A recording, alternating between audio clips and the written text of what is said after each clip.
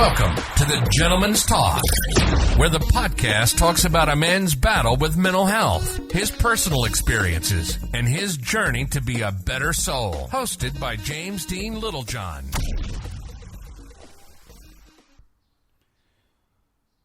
Hi everyone, and welcome back to the Gentleman's Talk. I don't know why, but I like doing that. I practice that all the time when I'm out and about, how I can introduce myself a little bit. It's quite interesting. The crazy world of a James Littlejohn's brain, shall we say. Anyway, I digress. I know that I say that quite a lot because I do often get commented. I must comment again, I love this bit, but you can tell who listens to my podcasts, obviously, because, you know, the people that listen to them that I interact with are very close friends of mine. But I was talking about the interesting conversation with my friend Nelly the other day, and it really became bolstered. There's a new word for you. It bolstered that original view and that original topic about how he how he talks like me, or not like me, but, says some of those new words. We often say underpin and caveat and stuff like that. So it is really interesting. But my mate Kieran started doing the same. He was talking on the conversation, but he says it in such a way now, it's almost like natural language to him. It's pretty good. It's funny. It makes me smile. It really does make me smile because I really love English. I love the way that you can manipulate words to make them sound a little bit crazy. I've got into as well Old English phrases. Just started learning about that. I don't know why. Just old words. They just really interest me. Anyway, something I may chuck in. I may chuck into the mix. You never know. Hold on.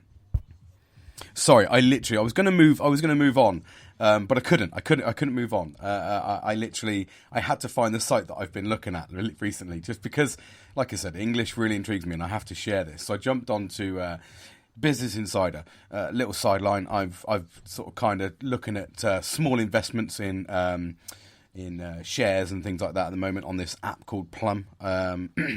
Probably become quite relevant in the topic I'm talking about today as to why I'm a bit like this. But anywho, yeah, Business Insider, because I was looking for some information, and I was like, oh, this little bit come up, and it was about Old English language. And I'd already had it in the back of my mind, and I've sent a few text messages to my friends talking in that Old English language. It's quite funny. But I've come across a few words like grubbling. The definition, like groping, except less organised. You know what I mean? It usually refers to pockets. So I'm going to grope my... what are you doing? I'm grubbling my pockets. Do you know what I mean? Here's one good. Snollygoster. You fucking snollygoster. A shrewd, unprincipled person, especially a politician. Quite relevant at the moment, don't you say, in the fucking thing? Oh, piss off, you fucking snollygoster. Oh, here's another one. Zwodder. Yeah, zwodder. Z-W-O-D-D-E-R. Zwodder. A drowsy and stupid state of body or mind. Typically, probably getting smashed, but it says here, without my morning coffee, I remain in a zwaddler all day. That'd probably be good enough for my brother. Actually, I think he'll probably adopt that. Here's another one. Woofits. So if you're ever thinking like, oh, God, I think the British say, I say British as I'm talking in the third person, I'm not British. But when we get smashed, obviously, we always say like, oh, I'm absolutely bungalowed, or I'm fucking gazeboed. Oh, mate, I was absolutely fucking leather brogued last night, mate. I don't know if that worked, but I just tried to sort of chuck something in there. But next morning, you feel a little bit shit, so you're like, oh, I'm really hungover. No, you're not. No, you're not, mate. You're woofits. That's W-O-O-F-I-T-S. Woofits. So, example, water and Advils normally help when you have the woofits. So from now on, you're fucking using that word. Another one here, look. Groofling, to lie close. Oh, do you fancy groofling in the bed, dear? Wrapped up in a comfortable-looking manner, used in ridicule. Look at him groofling over there. Piece of shit. Oh, you wanker, get up, you lazy piece of shit. Here we go. I'll do the last one before I fucking go on, because I could do this all day. I really am engrossed in it. Humdurgen. Humdurgen. Durgen. No, I'm going to say that has hung. It's not going to be Durgen. Humdurgen. Yeah, it will Durgen. Yeah, so that's how I'm going to say it. I'm trying to fucking learn my own language here. This is absolutely hysterical. Humdurgen. So H-U-M. Dirty cough. Is COVID still fucking me over, you know? Humdurgen. H-U-M space D-U-R-G-E-O-N. An imaginary illness. Also, the thickest part of the thigh is nearest his arse. I don't know. That's the definition of it. So, an imaginary illness. Also, the thickest part of his thigh is nearest his arse. Even that's said in Old English language, because I don't understand that, and I like English. Anywho, so, oh no! Here we go. So I can't, because I've just seen this. Fudgel. So, the definition is pretending to work when you're not actually doing anything at all. There's a lot of people I've previously worked with that are fudgel. Do you know what I mean? Example, sometimes fudgeling can actually increase your focus. Now that would have been said and made up, that second bit, by someone who's a fucking fudgel expert. You fucking expert fudgeling bastard. Anyway, digress. Hold on while I just shut my curtain and get myself comfortable. So, and we digress. We get back in the room. Back in the room. So, here I am. What am I here today for, James? Well, no real topic. Just something quite prevalent about me. Something really, do you know what? I'm actually excited to talk about this topic because I've got so much to learn. I'm excited to add some... Look at that. Inconsiderate. Somebody's having to get arrested now. And it's going to be in the back. Oh, look at him. Proper. I apologise for the background noise. The UK is quite a pleasant place. Anyway, so, and I want to bolster that and underpin that a little bit. You know, they're going to get these words in, bolster and underpin everything with regards to not just learning about myself and this thing. I spoke to you the other day about, you know, sort of prognosis and something. I want to talk about the journey, how I've got there, what happened, and instantly what has, since this, you know, I mean, I literally found out Friday, so we're only talking, you know, not even a week away. There you go. Thank you very much. Do the job properly, get there quicker. Hold on. And, so I'll start off. So basically, I found out last Friday that I was diagnosed, or I've been diagnosed with ADHD. Now, I know that most people associate ADHD with, you know, troublesome children, because it's not really something that we would have thought about. It's not something we did think about in the 80s when I was young. But it is something that's, you know, considerably on the rise as we're learning about it. I think there's still a long way to go from just the small amount of information I've found in terms of developing past that. But what it has given me is so much, in the sense that, you know, it's given me a little bit more direction. And what I did was, we all know, if you've been listening to me for, excuse me, I'll clear my throat. If you've been listening to me for, you know, the last 5 or 6 months, you'll understand, you know, we've been a journey. I've, you know, been for a roller coaster of mental health illnesses. You know, I've diagnosed with permanent PTSD, you know, depression and anxiety, you know, and I'm battling the depression, like head on, like smashing it in the face, to try and really get to the point where I can get off these tablets for the first time in 5 years. So I'm actively doing that, so I don't have to depend on a tablet anymore. I'm trying to go about myself. With that, I'm noticing, as I'm clearing the fog from the depression side of things, what I am experiencing now is, you know, more anxiety coming through, because I think I'm challenging myself more. I've got such a sore throat from this. I've said this COVID has really bitten me quite badly. I've not fully recovered yet, which is interesting. So I don't want it to turn into a long COVID where I felt like this for a long time. Anyway, digress again. So, but it gives me focus, because I'm noticing, as I'm clearing depression, And I know what depression is. I've told you, for me, it's like that fog over my mind. I'm clearing that fog and I am getting a lot more focus. But what I did notice in that focus was a bit more anxiety as the depression lifted. A bit more anxiety, but not just that, but like really a bit more scattiness has become more prevalent, more involved in my life. And I noticed that like I was sort of jumping around everywhere, wasn't happy. But this all of a sudden came around about a year or so ago when I started lifting the veil and going, fucking right, you need to sort yourself out, mate. Get yourself so that you can be a high functioning, successful adult, and start enjoying your life, mate. Don't sit there and just muddle through life. Don't bounce from one day to the next, hoping to survive. Don't do that. Grab it, grip it, go. And I've done that, and since I've done that, and I've lifted up the veil, so to speak, and the fog is clearing, I get days where there's still darkness, I understand that. Depression, it doesn't go away. You have a little element of it, it depends on how you deal with stress. Unfortunately, I don't deal with stress massively well. I mean, well, actually, that's a lie. I do deal with stress, actually. I say massively well. I deal with it really well in the sense that that's actually negative, because then I just keep like pumping stress into me, because I don't really feel the effects in terms of it doesn't affect my brain, it doesn't affect my focus with stress. If anything, I strive under stress. That's the problem.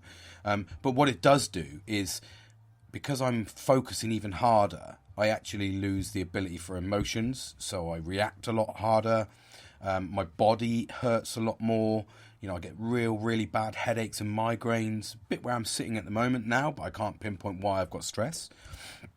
But yeah, so that's how it manifests in me. So if anything, I just get a bit more irritable. But in work, where you would see me function at my highest, I'm going to be all singing, all dancing, which is why I've succeeded so successfully in the last 10 years, is because I basically turned stress into, like a drug, like an adrenaline. It fed my adrenaline, kept me going, and I just strive for more and more and more and more pressure until ultimately, it breaks. And it did. It broke. I accept that, but you don't know it's going to break until it breaks, do you? So I lifted the veil.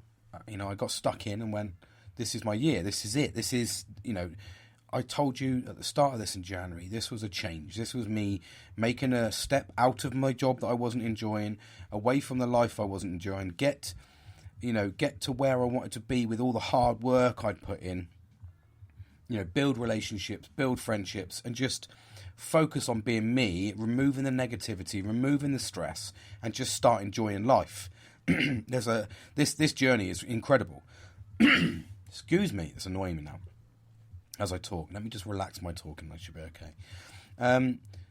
But what I have noticed is I'm kind of like, I'm lifting that up, and obviously other things are happening, because it's gonna lift. I'm gonna lift up the fog, and something's gonna appear that's gonna put the fog back down a little bit, and I'm gonna have to take on that challenge. And that's happened a number of times this year. I've had challenges with work relationships. I've had challenges with friendships. I've had challenges with relationships at home. I've had challenges with my family. Had challenges with my daughters. So for me, I constantly keep battling them, and sometimes they have to sit aside until I can get up the strength to fight them again. But what I'm seeing is, as I'm lifting the depression fog and pulling myself out the negativity and trying to harbour this positive mental attitude, PMA, I'm trying to, instill so much positivity around me so that I don't have a chink in the armour. That with that is lifting me, naturally, but then at the same time, when they're not there, and those things that I'm nurturing all the time, they can't be there all the time. My friends can't be there all the time. I can't be doing something every night. So inevitably, I drop down. And this is really annoying, sorry. Don't know why, it's just caught in my throat like a little niggle. And ultimately, they can't be there all the time. They can't function with me all the time. So what I'm having to do is just manipulate things as you go along to succeed. Keep in touch with the friends, keep involved with the friends. Try not to lose touch with, that kind of focus. But at the same time, acknowledging that, you are going to get the odd break. You can't be positive 24/7. It's you need to rest from this positivity. If you walked around spuffing out rainbows out your arse all day, eventually that's going to start getting really fucking tedious, and you're going to just piss everybody off. So you need to manage your day. You need to be able to be happy, be focused, be sad. You need to embrace all those emotions.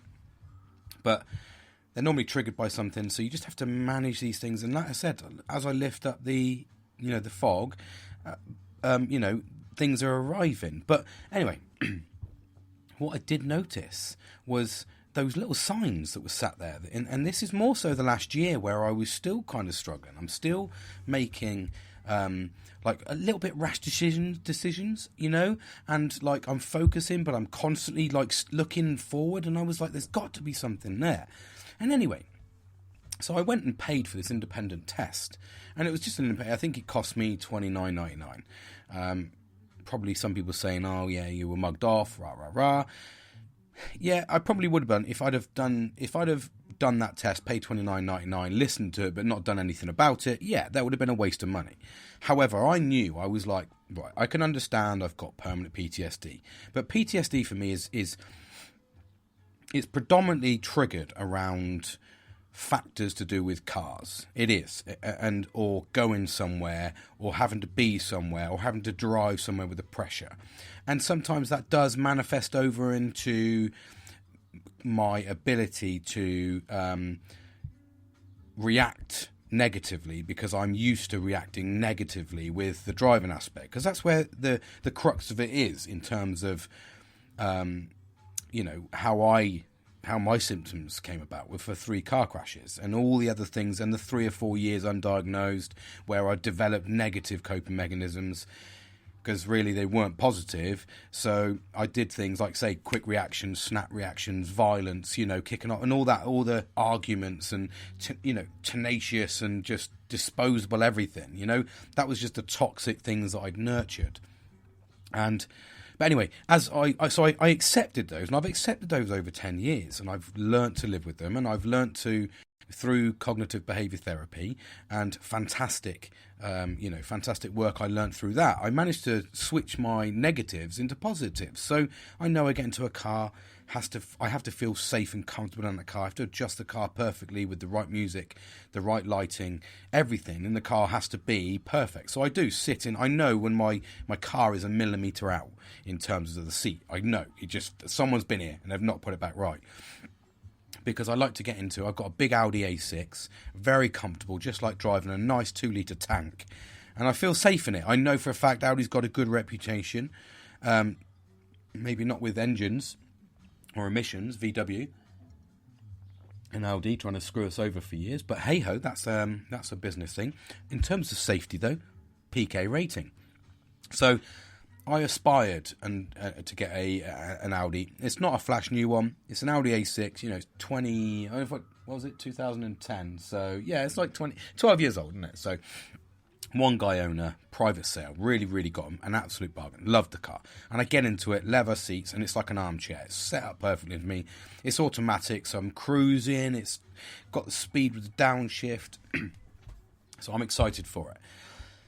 So I've alleviated those pressures with PTSD, and I'm coaxing them through, and we still develop things. But as I'm getting more and more positive, as I'm not getting as stressed about situations, I was like, there's still something going on there. So anyway, digressed again. But I did this test, and what it did was I did the ADHD test, and it said you have ADHD, and out of the question set, I think there was like 15 or something like that, and it was a fair few months ago when I did it, and the results were I was like 92% or something silly like that on the scale, and I was like, well, I want to kind of push this a little bit further, I want to push this a little bit further. So I paid for a private So I've done it on my own. I've paid for private consultations, and I've gone through a really amazing company. And it was established through that side of things.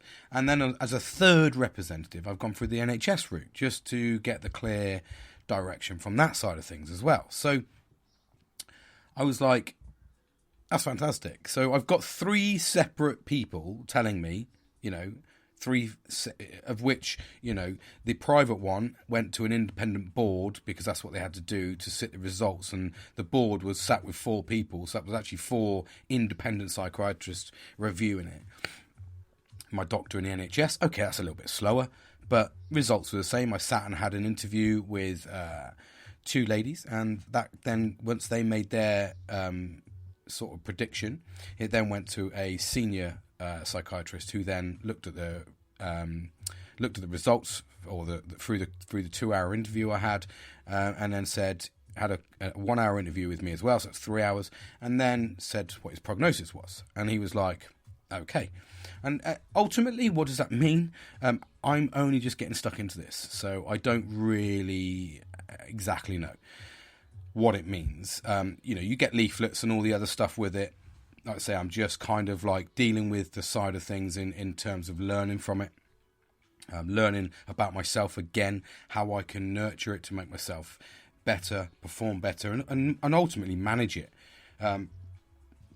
Because it wasn't about, for me, putting a label on it, so to speak. I didn't want to identify as it or do anything like that because I don't want to. For me, this is like I said, I've had PTSD, depression, anxiety, and I'm trying to slowly flick those away. So, depression's well and truly being fought. I'm 5, almost 6 months into this battle, and I'm just like, yes. And I'm just developing myself all the time to bring coping mechanisms forward, to make it easier on a day-to-day basis through, as I've said to you, meditation, yoga, reflection, so personal reflection, body mapping, all these things I do, and I do them religiously. And I don't sit there and praise about it all the time and talk about it too much. I just chuck it in there every now and then. But for me, that's my religious part.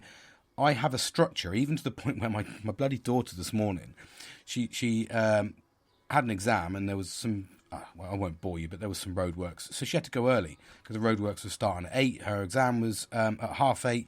Her bus would have got there late, rah, rah, rah. So I ended up taking it this morning. Now, to most people, that's fine. But the first thing I said to my wife was, well, that's something out of routine. I was like, because I've got to be back at work for 7:30 to try and sign on for 7. I just constantly thinking that's my routine. I walk the dog at 7:10. So it's that almost the OCD in me. I like structure. I like routine. I like being, I like things on point. That's the way I've always been. It's the way I can't help that. But anyway, so I was just sort of kind of managing that side of things. And I was kind of like, anyway. Like I said, I'm trying to flick them away. So I was trying to manage everything. And I was like, right, anxiety next. Okay, I'm going to start pushing myself. And I don't think the more I think about the anxiety aspect to me, I don't really think it's too much anxiety about the actual situation. It's just about, I don't think I'm going to get anything out of it. So I don't want to be rude because I'm not a horrible person, but 9 times out of 10, I'm just like, I don't want to do it. This isn't going to be fun for me. I'm going to struggle. It's kind of like the battle. I don't know whether it's anxiety. I mean, when I've spoke to these symptoms and I said about my previous symptoms from psychiatrists, they've gone like, yeah, you get anxiety. And I'm like, well, fucking hell, I can't be arsed with anxiety. I don't want it. I can't be arsed with it. Take it away. And PTSD, it's something I work on. It's something I literally manage all the time. I don't do certain things, etc., etc. But anyway, I kind of got to the point where I was like, there's got to be someone else. So I went through this channel, gone through these routes, and I've paid for it myself. Nobody's known about this. I've not told anyone. This is literally, in fact, the first person I told was obviously Kieran. I said to him about it, and I genuinely haven't told anyone else. Purely because I'm still dealing with it. So it's kind of like, but then at the same time, it's a bit counterintuitive to then talk to it on here. But they would be like, oh, they put them first. And I'm like, well, everybody's first to me. The reason I'm talking on here right now is because it's a way of me talking about it. I'm trying to process it, and ultimately that's what this podcast is about. Podcast is about. It's about me trying to learn from myself. So I love this bit. This is the bit where I'm talking to you, and I'm learning as I talk to you. And I will get around to talking to my friends. But at the same time, I haven't even told my wife, or my parents. So literally, I spoke to Kieran, I think, on I can't remember, Saturday or Sunday, I think it was, and we were just talking. He rung me up, and I just went, "Yeah, mate, I've fucking," because we spoke about it before, and you know, it was ironic that I went, like I said, I've said this in a previous podcast. I went over to my brother's, and even his wife said, you know, we've spoken, you've got ADHD, you know, and it's like ironic because at the time, you know, I was actually going through the process and waiting, and it was kind of like more people saying it, and I was like, okay, well, I you know, and not in a negative way, but I don't really see a lot of my sister-in-law for her to sort of kind of understand my personality in that way, not in a negative way, but I assume she talks. Well, I'd say she does. She'll talk heavily with my brother, who will explain symptoms, and probably, because me and my brother, we're close. We talk all the time. So he's probably expressed it with her and spoke about it, and they've probably come to the prognosis themselves, you know. And it was the same when I went round to Kieran's house. And, you know, even his wife turned around and said, yeah, we think you've got, like, ADHD. And I was like, oh, yeah, okay.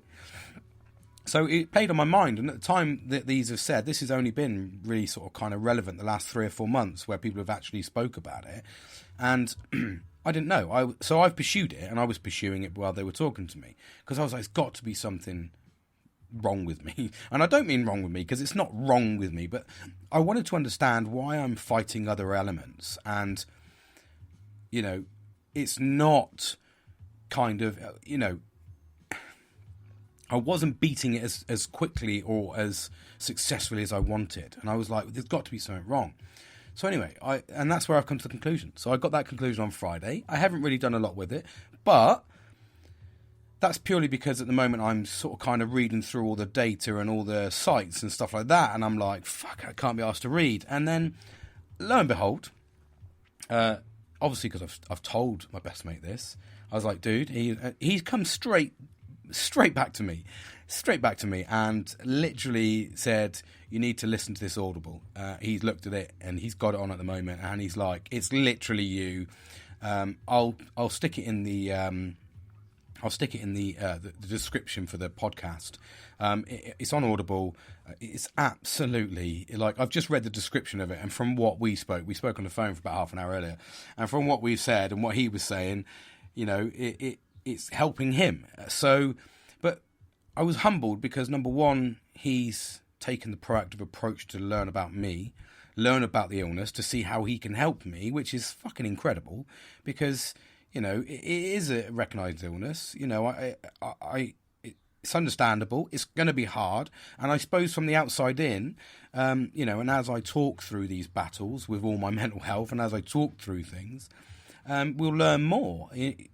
And it's kind of like, I mean, I've even got, so this is like, I'll just give you a little snippet of like from the neurohealth that I've been reading a lot of my data from, and just to try and understand it. And one of the big things I will caveat and sort of kind of underpin the whole thing is predominantly now we learn about this early, so kids get it now. And like I said, we associate a lot of this within children that, you know, and bearing in mind, it's only about sort of kind of 4% of the population suffer from ADHD. Like I said, we normally get it diagnosed in children, so we can understand because they don't know how to control their emotions, so it's quite easy to pick up. But when you're a 40-year-old adult, when you're coming along with these problems, and you've kind of completely missed the education system, and learning about the signs and stuff like that now, and what the symptoms are and what can be caused, it would explain a lot about my childhood. And it's kind of a bit crazy that if I'd have known about it then, I could be a completely different person now. So it really does make me respect the fact that we're learning about these things. Yes, my time has been missed to a degree, but I'm 40, so it might put things into perspective as I'm working in my adult management career aspect of my life, the way I want to progress through.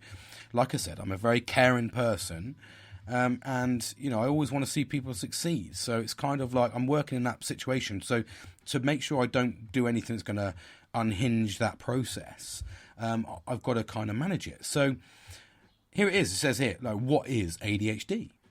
An attention deficit hyperactivity disorder is a neurological condition that begins in childhood, and this may continue as the child ages. According to, and this is an American study, so I have to remember the CDC. According to the CDC, it is one of the most common neurodevelopmental disorders in kids today. So,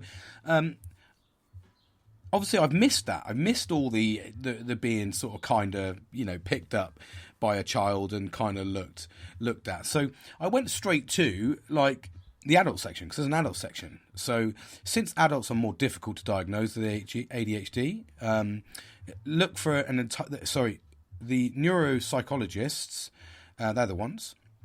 Not psychologists, neuropsychologists look for an entirely different set of symptoms than those usually seen in children. Adult males often exhibit subtle signs that manifest in their daily activities. And I'm going to give you some of those subtle little hints. So, you are more likely to speed when driving vehicles and may cause accidents. Well, I know that I didn't cause those other accidents, but at the end of the day, I do speed. I'm, you know, no, I don't, for the sake of the law. But I do drive fast, ride fast. I ride a motorbike. I accelerate. I've actually had about I think I had about 3 crashes on motorbikes. I've had 1 crash on a scrambler motorbike. I've had 3 other crashes in cars, plus my 3 head-on collisions. So, you know, you can look at the stats there. Another one, you have trouble listening and focusing on conversations. Absolutely. I cannot focus on one conversation. It drives me insane. I'm everywhere. Absolutely everywhere. You have difficulties building and maintaining relationships. 110%. I hate maintaining relationships, and that's where I've struggled with friendships. I mean, it's like you said, it's a surprise. I've known Kieran 28 years because I'm just like, I'm dipping in and out all the time, and it's kind of really hard. You are often restless. I'm restless all the time. Like I said, I was having a conversation with Kieran earlier on where we were talking about this, and rightly so. As he was talking to me, I was invested. I can almost talk about the whole conversation because I was listening, but at the same time I was looking at my trees and I found green fly. Shit, that's just reminded me I've got to go and get the green fly spray for my tree. It's got green fly on the tree, and I was pulling the end caps, like the little on pines, they've got a little cap on them, and you take them off, and then the pines, the fresh pines, open up. So I was taking that off, and I was trying to explain to him, you tend to be a master procrastinator. That's 100%. That's absolutely. You are not in control of your emotions. Exactly. Found school to be hard as a child. Absolutely. I literally could not stand school. My emotions are always constantly trying to control them. I'm like excited, I get angry, I get sad. The only thing I don't do is cry, but, you know, I fall in love, you know, really easily. There's a couple of ones that they did say you'll never hit every single one, but out of all of those, the only one that I didn't hit, so that was like 1, 2, 3, 4, 5, 6, 7, 8, 9. And out of those, the only one I didn't hit was you are rarely on time. But the one that says here, you are rarely on time, that one there, and I'm highlighting it, well, I was in the military. I was raised by the military. So, you know, for me, if you're 10 minutes early, you're late. Do you know what I mean? It's kind of like that is the ethos that you're sort of kind of motivated for. You always turn up early. I always turn up 15 minutes before an appointment. If even my boss said to me the day I was on her thing, she was like, you joined early. She said, why did you join 15 minutes early? I was like, because I wanted to be punctual. And like, it just doesn't, that's the military institution in me. So that is already, because I've developed that through years and years and years and years of repetition, you know, and kind of been brought up with it. I didn't really get the time to be not on time because I was always on time. I had to be on time. My parents were strict in that sense. So I didn't develop that. And that was just because that was a natural aspect. My father was in the army, I was always around the army. So it was always a very structured lifestyle. So even to the point where you cannot maintain proper organisation. Now, it says of items and thoughts. Sorry, so out of the 9, there was 2 I didn't. Now, again, straight away, when I looked at that, and this is what I spoke to about psychologists or neuropsychologists, and I've spoke to them, is they said, you've been institutionalized. So when you were developing those skills, you cast your mind back to a podcast a little while ago where my dad used to every Saturday, make us reorganize the wardrobes and present them properly. So very structured, very neat, very tidy, very, that is why you look at me and my brother and we are fucking crazy OCD. So I haven't developed those 2. So you still got 80%. So 80% out of it, I'm up the mark. But they would have probably developed if I hadn't have had something in place that was a natural process for my family to raise me. Because no matter what you've got and how your body functions as a sort of kind of a neuro sort of aspect, you still can fight those with the way you're brought up. And the more I've read into this, it is to do with a lot of structure. It does help. So structure does help. So for me, I literally straight away counteracted those with the regards that that's the way I was raised. Now, when you cast your mind back to organisation of items, no, OCD, everything's nice. Bearing in mind I was a painter for 21 years, that literally my job was to get perfect lines. So my keen eye for detail has all been developed. It's just kind of come through. But then with the ADHD, which is offering a symptom now, it's kind of, I'm sort of kind of extra. It's just giving me that extra bit. I'm focusing even harder, But the thoughts process, absolutely. I can't maintain my thoughts. I'm crazy all the time. 1 minute I'm fucking happy as Larry.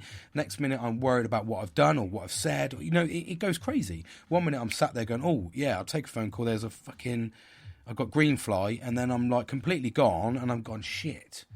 I need to find a way of writing that fucking down. So I've got to write stuff down more now because I'm crazy thinking all the time.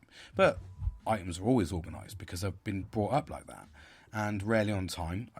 That's why I get stressed from not being on time because I've been institutionalised by the military way of thinking in the sense that you can't be late. So it's crazy. So, kind of for me, it's kind of like I've looked at those, I hit all those targets, and I look at the sort of kind of, you look at the less common, and I sort of nip over to the less common signs. There's kind of always interjecting into conversations. I do that all the time. I even try to finish people's sentences as if to say, like, fucking shut up, I know what you can say next. A hobby of starting hobbies. That's what I do all the time. Literally, like, wakeboarding. I did it for a couple of years. I like a couple of trips of fishing, but bought all the gear. I did a bit of my grass. I got fixated on the hobby of the garden and grass. I'm fucking done with that now. I'm constantly, I've done laser work. I bought a £500-600 fucking airbrush kit because I thought airbrushing was where I was going to go down. And it sat there fucking doing nothing. I bought a fucking drone upstairs that I've used about 3 or 4 times. It'll sit there. I bought a mountain bike when I came back from Saudi Arabia and was like, I'm going to buy a fucking top-of-the-range mountain bike out of my bonus. It sat there fucking gathering dust, singing and dancing £800 bike. And it was like, I was bouncing all the time. And another one here, always be on the phone. Adult males with ADHD are constantly distracted. Because of that, they have to fill the void. Constant phone is used to make an easy solution. Phone use gives males with ADHD a break from the boring daily routines. It also removes any feelings of delayed gratification. So there you go. I do that every fucking day, and I've done it since I've had a fucking phone in my hand. And it's crazy, like, when you look, and please, when I look at the book that I'm gonna learn from the book, and certainly going to recommend it to my wife, my parents, probably, and like hopefully my brother as well. He might even want to get into listening to it, just to understand. I mean, it's not just about me understanding, but like I said, I was very humbled by the fact that, Kieran has taken that proactive approach to go, okay, brilliant. He didn't know much about sort of kind of the PTSD side of things, or depression, the sadness. He doesn't really understand that, but he's been able to relate to ADHD, and I think probably because I think there was talk, there was an element of something in the family, so he's probably trying to learn as much as he can about it. So it's going to work as a double-edged sword here. He's going to strike while the iron's hot. He's going to help him learn. Also, he's going to help, understand my past. So although we've been together as friends, well, I say it together. Everyone's like fucking knobheads. Although we've been friends for 28 years, you kind of still cope through life. We put these masks on, don't we? We hide ourselves. We don't show our true selves all the time to everybody. So there'll be elements that he doesn't know about, and there'll be elements that my wife knows about that no one else knows about, and vice. Elements that I talk to my father with that I won't talk to my mother with, etc. Elements I'll talk to my brother with that I won't talk to my friends with. There's all sorts of stuff. So it's interesting that when you talk to those people and you get to understand the physics of what's going on in your body and brain, not only, there's nothing I can do about the past, absolutely nothing, but for you to understand ADHD, and if you know me, or your friend, it might put all of those years you've known him or her, but obviously this is a gentleman's talk, so I only refer to it in the tense of men, so I apologise.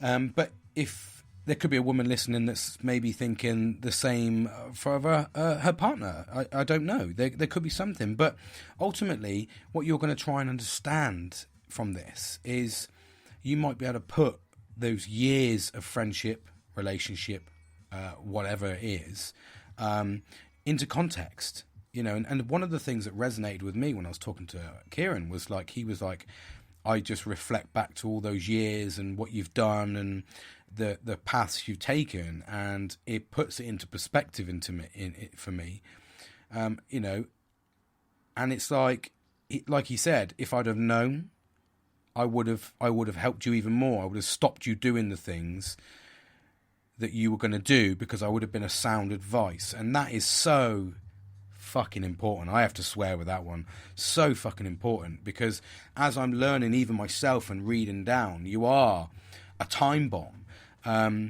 And just to give you some context with the book, it's called I think it's called A Hunter in a Farmer's World.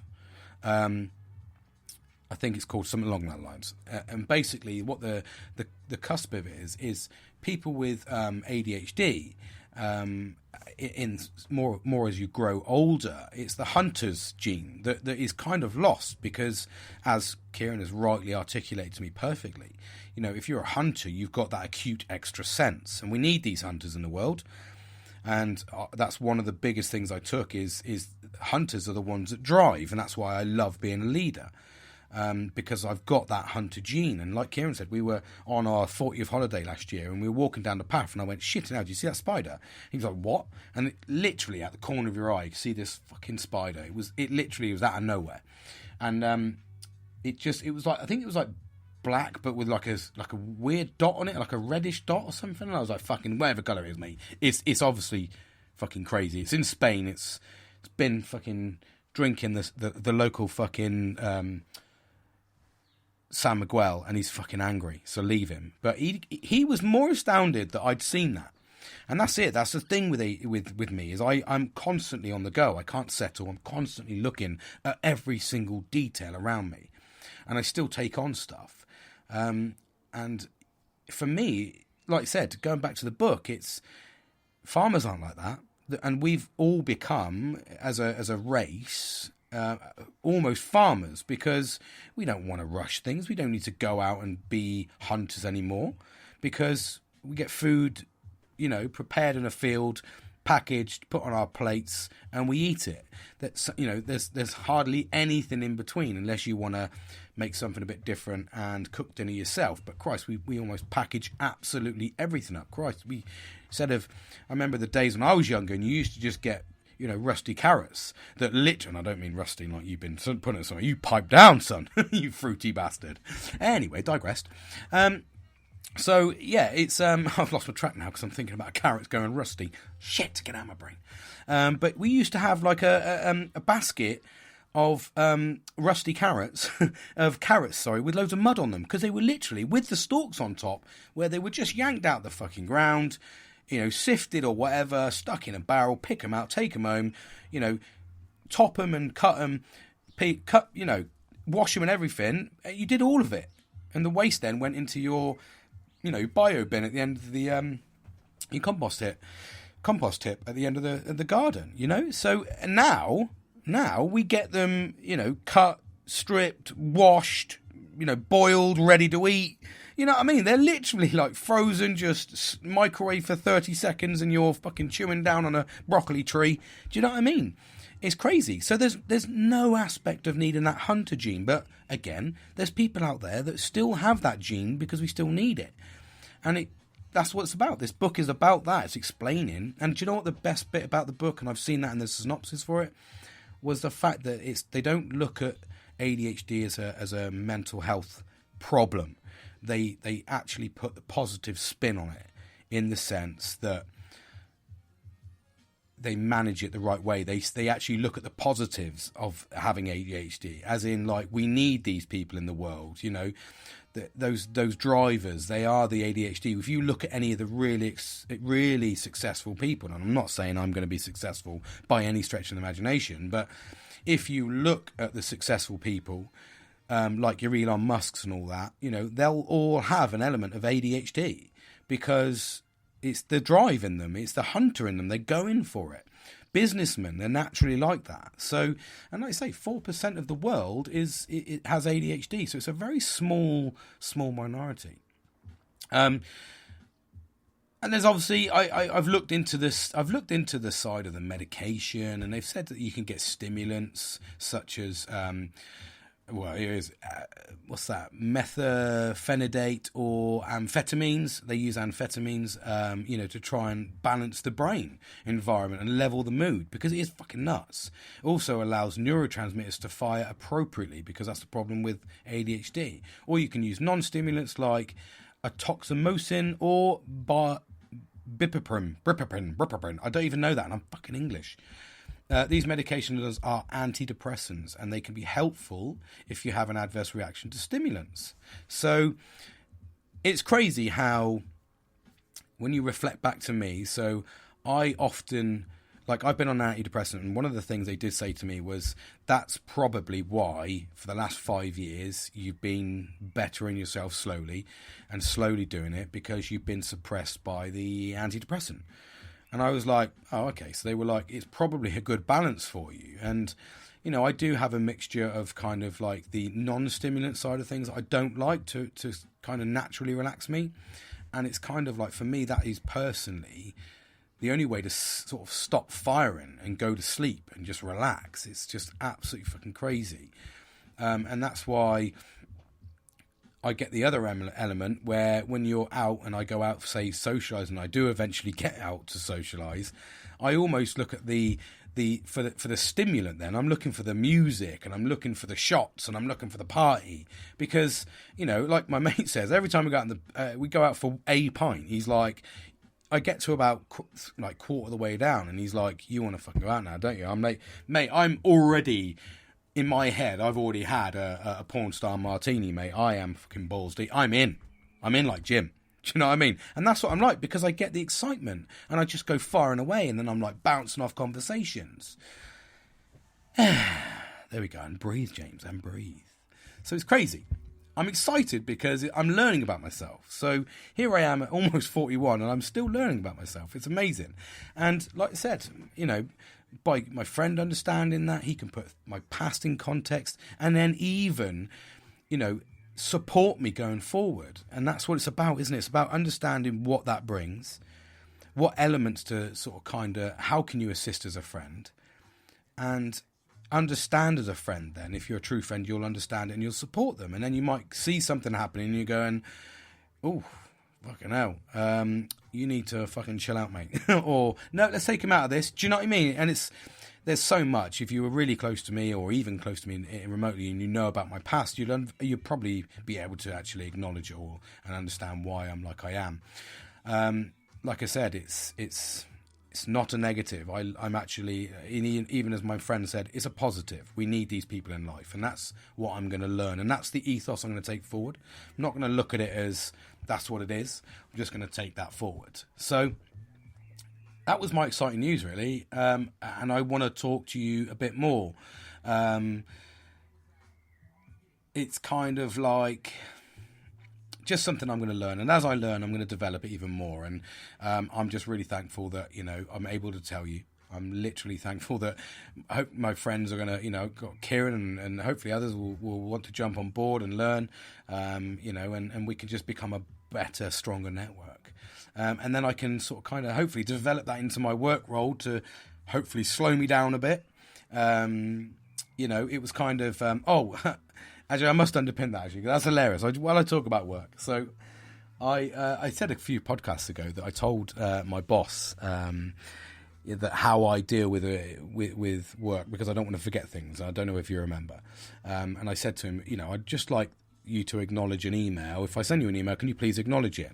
Now, I've noticed that purposely he's not doing that now. He's actually not doing it, which is fine.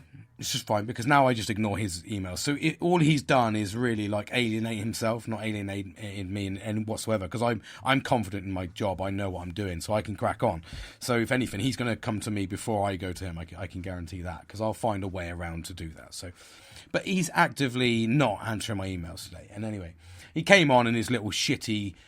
he's obviously doing a bit of email triage and realised I've been given this big project, and decided he wanted to phone me up at the end of the day. And again, asked me not to engage with my chain of command, shall we say, my manager. I had to go through everything through him. But not only that, he took great pride, and this is where I took offence to this, and it does affect me, and it probably will affect me going forward. But I told him, as I've told you in my previous podcast, that I like to be. Can you just acknowledge my email if you get it? That's what I said to him. And he was like, yeah, okay. And like I said, he's actively not done it. So I'm engaging with another guy in a project. We've been given this project task, and the email, he was CC'd in it, and I got the correspondence, so I responded, and it's moving forward. He took great pride in saying to me, I've had a chat with Ed, and I went, oh, yeah, of course. I said, this was at like 4:00 today. And I went, oh, yeah. And he went, yeah, I've told him, just make sure that he sends you an acknowledgement email, yeah? And that's how he said it. And I went, all right. He says, don't want to get you upset, do we? And, that to me, and I'm a strong character, I really am, that to me didn't sit right. Because I was like, so not only are you actually taking the piss out of my mental health, because I have to deal with this way so that I can be a productive person, and I pride myself on being successful at that. So I just asked for that little acknowledgement from you as a leader to acknowledge my emails, just to say thanks, James, courteous communication, and also acknowledging that I'm a very polite person, so I just class it as common courtesy. I didn't get that, and I haven't been getting that. But then to sit there in a meeting with me, and obviously he's got his knickers in a twist to a degree, that I've been given this project, but to turn around to me and say, I'm not to go to the manager, and I've told Ed, this other guy, random guy, I've told him that he's got to acknowledge your email. He doesn't want to get you upset. And then, but I said he didn't say it in that way. He said it the way I'd said before. But just those words were like, okay, so you're patronising me. You're belittling me, which I fucking absolutely cannot stand. And you're bullying me. So I'm like, wow, mate. You've gone for the trio there, sir. Well done. I'm not going to do anything about it, because I'm just going to let him do what he needs to do. I just will not engage. So now he's just really sort of made things, working environment, difficult, because it shouldn't be like that. But I've got no trust in you, mate. I've got no faith in you. You literally going to need me, mate. I've spent like so many hours on education, mate. I'm really not interested. I'll just succeed in my own rights. But it was interesting how, even though I told him in confidence, and I don't think he understands the word confidence, and he's breached code of conduct to such a high level that it's unbelievable. So anyway, I don't know. Do you know what? I'm processing it now, and that made me really fucking mad actually, because I'm just like, what's he done? Again, this is me talking on the podcast. It made me like, I'm fucking raging now that he's done that. Anyway, so interesting. Interesting going forward. I'm going to just find my notepad so I can get this off my brain so I can fucking sleep tonight, because I don't think I will otherwise. Anyway, so I can write it down in my little journal. Anyway, yeah, so there we go. That's been a crazy podcast. I've enjoyed it though, because going forward I'm going to learn quite a bit. But I'm going to leave it there, because as you can tell, I'm fucking completely unfocused now, because that's annoyed me a lot, and it's just smashed me in the face like a fucking brick wall. Anyway, so thank you for listening, and you know what? I really appreciate your support. I really appreciate you listening to this little crazy guy in the UK, just talking about his crazy mental health journey, but trying to sort of kind of explain and express that we can be open, we can be honest, and we all face these challenges daily, don't we? And there's shit challenges sometimes, especially when you work fucking hard, you know, and you give all you can to be a successful person. Anyway, I'm going to go before I end up trying to phone my boss and getting really, really fucking mad, and I don't want to do that. So thank you for listening, and yeah, chuck on some support. Please help share the podcast as well. That'd be really amazing. Let's get it far and wide. Let's get some more topics, some more projects to talk about. Look forward to hearing from you, and look forward to talking to you again soon. Take care, everyone. Bye.